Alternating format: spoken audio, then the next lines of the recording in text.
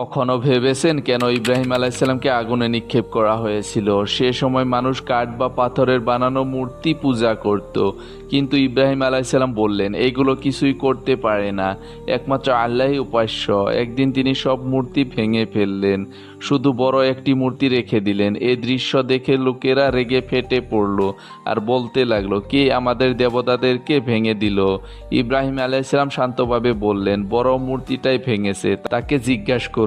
তারা বুঝতে পারল মূর্তিগুলো ইব্রাহিম আলাইসাল্লামই ভেঙেছেন, কেননা মূর্তিরা কোনো শক্তি রাখে না। এই সত্য জানার পর তারা ক্ষিপ্ত হয়ে উঠল।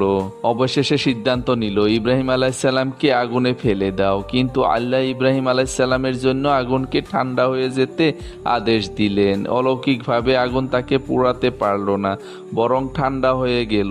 এভাবেই আল্লাহ তার প্রিয় বান্দাকে রক্ষা করলেন। এ ঘটনা আমাদেরকে শিখায়, মিথ্যা যতই শক্তিশালী হোক, সত্যর জয় অবশ্যম্ভাবী। এ ধরনের ইসলামিক ঘটনার ভিডিও পেতে চ্যানেলটিকে সাবস্ক্রাইব করুন।